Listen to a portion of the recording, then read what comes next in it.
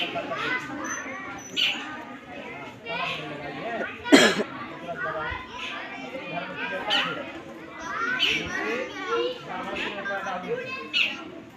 गया। तीसरा क्या है? देखिए ध्यान से, स्वभाव का राजा था गा। दिशा है संस्कृत। कौन सा पाठ चल रहा है? देखिए क्वेश्चन नंबर 3 है संधि विच्छेद प्रूत। इसे हम कहते हैं हिंदी में संधि विच्छेद करें। हिंदी में क्या कहते हैं? संधि विच्छेद करें। देखिए यहाँ लिखा है पदम और संधि विच्छेद। संधि विच्छेद का मतलब होता है दो भागों में बांटना। किस भागों में? दो भागों में। यहाँ दिया है पद दिया है जनाधरेश पथानुकूला स्वाभिनाश। 3 पद दिए हैं ना। इन तीनों पद को हम क्या करेंगे?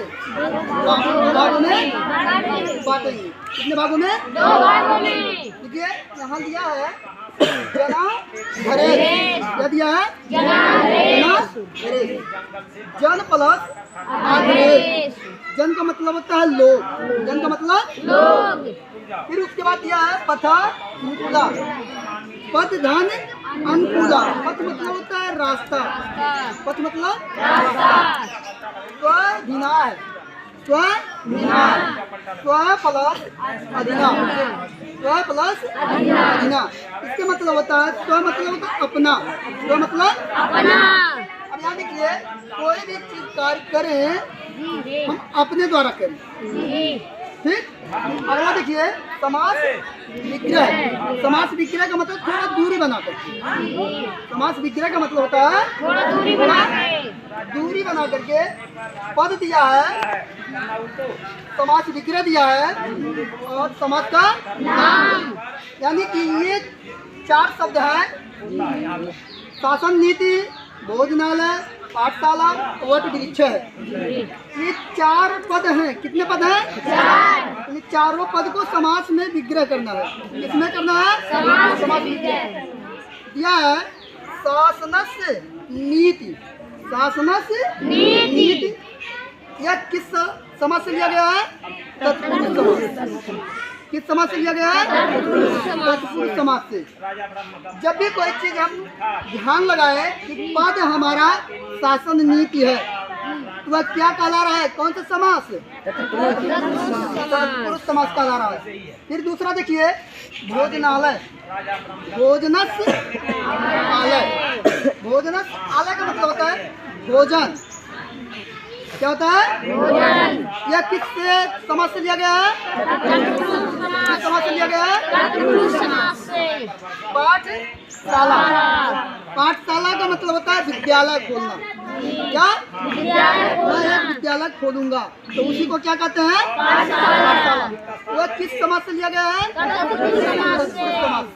फिर आगे देखिए दिया है वट वृक्ष। वट का मतलब होता है बरगद। यानी कि बरगद का पेड़। बरगद का पेड़। तो वटस्य वृक्ष है। यह किस समास से लिया गया है? तत्पुरुष समास से। समास विग्रह जब भी करिएगा कोई भी शब्द आए तो इसी प्रकार हमें करेंगे। और समास का नाम ध्यान में रखते हुए, ये जो समास से लिया जा रहा है उसको ध्यान में रखते हुए शासन नीति, यानी कि जो कोई शासन चलाता है, जो नीति, बहुत सी नीतियाँ गलत होती हैं तो बहुत सी नीतियाँ सही हो जाती हैं।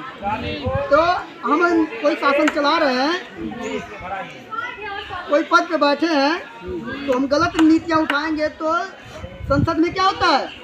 हंगामा खड़ा हो जाता है। फिर उसी तरह भोजनालय। भोजनालय एक मान लीजिए रसोई घर बनता है ना, उसी में तो भोजन बनाते हैं लोग।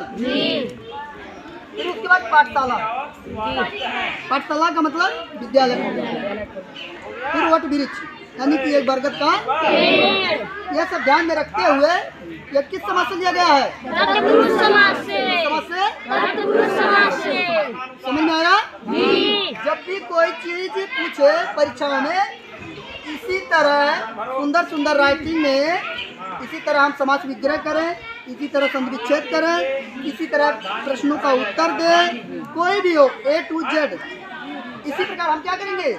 प्रश्नों को लिखेंगे, प्रश्नों को लिखेंगे। राजधानी लौटाया।